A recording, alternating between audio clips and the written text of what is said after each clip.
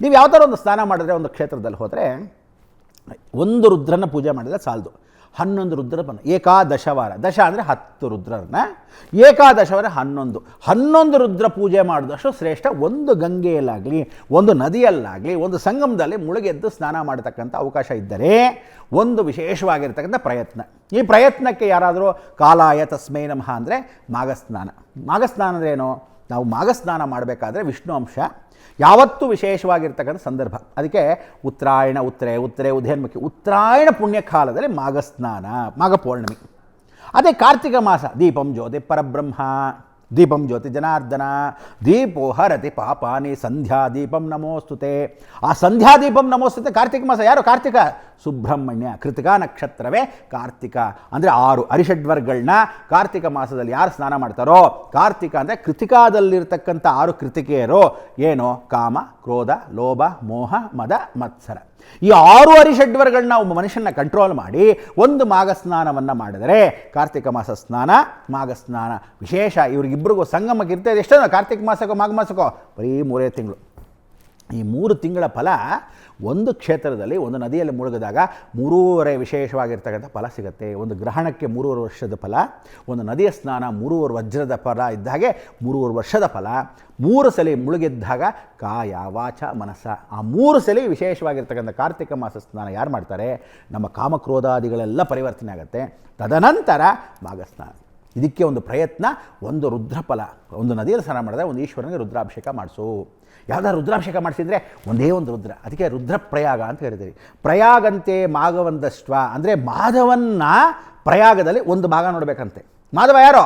ಸಾಕ್ಷಾತ್ ಕೃಷ್ಣ. ಯತ್ರ ಯೋಗೀಶ್ವರ ಕೃಷ್ಣ ಯತ್ರೋತ್ ಪಾರ್ಥೋ ಧನುರ್ಧರ ತತ್ರ ಶ್ರೀ ವಿಜಯೋರ್ಭೂತಿಧ್ರುವ ನೀತಿರ್ಮತಿರ್ಮಮ.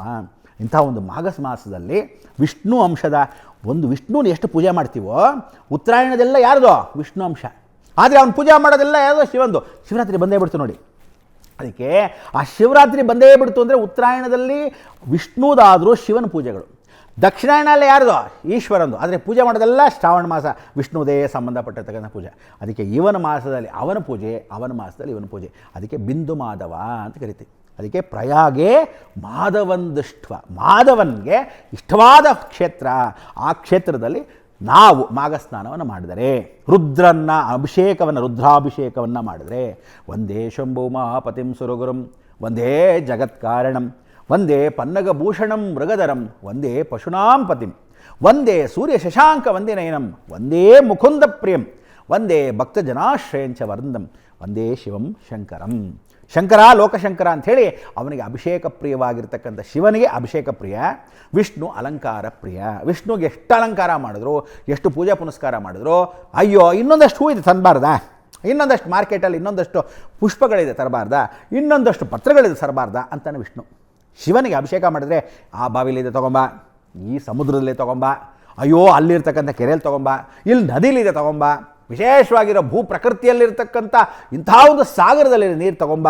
ಎಷ್ಟಾದರೂ ಅಭಿಷೇಕ ಪ್ರಿಯ ಶಿವ, ಅಲಂಕಾರ ಪ್ರಿಯ ವಿಷ್ಣು. ಸೊ ಇಬ್ಬರನ್ನೂ ಒಂದು ಪೂಜೆಯನ್ನು ಮಾಡ್ತಕ್ಕಂಥ ಅವಕಾಶವನ್ನು ಮಾಡಬೇಕಾದ್ರೆ ಸೌಮ್ಯವಾಗಿ ಒಬ್ಬ ಮನುಷ್ಯ ತುಂಬ ಸೌಮ್ಯವಾಗಿರಬೇಕು. ಅದಕ್ಕೆ ರುದ್ರಪ್ರಯಾಗ ಅನ್ನೋ ಈ ಒಂದು ವಿಶೇಷವಾಗಿರೋ ಸಂಕೀರ್ತದಲ್ಲಿ ತಾವೆಲ್ಲ ಒಂದು ಕ್ಷೇತ್ರಕ್ಕೆ ಹೋದಾಗ ಪ್ರಯಾಗದಲ್ಲಿ ಸ್ನಾನ ಮಾಡಿ ಶಿವರಾತ್ರಿಗೆ ಮೊದಲು ಮಾಘ ಸ್ನಾನದಲ್ಲಿ ಮಾಡಿದಾಗ ಬಿಂದು ಮಾಧವನ ಅನುಗ್ರಹವನ್ನು ಪಡೆದು ರುದ್ರನ ಸಂಭೂತನಾಗಿರ್ತಕ್ಕಂಥ ವಿಶೇಷವಾಗಿರೋ ಸಂಕಲ್ಪವನ್ನು ನೀವು ಮಾಡ್ಕೊಳ್ಳಿ ಅನ್ನೋದೇ ಅರ್ಥ ರುದ್ರಪ್ರಯಾಗ. ಸೊ ಈ ಪ್ರಯಾಗದಲ್ಲಿ ನಿಮ್ಮ ಪ್ರಯತ್ನ ಯಾರೋ? ಗಂಗಾ, ಯಮುನಾ, ಸರಸ್ವತಿ, ಮಹಾಕಾಳಿ, ಮಹಾಲಕ್ಷ್ಮಿ, ಮಹಾಸರಸ್ವತಿ.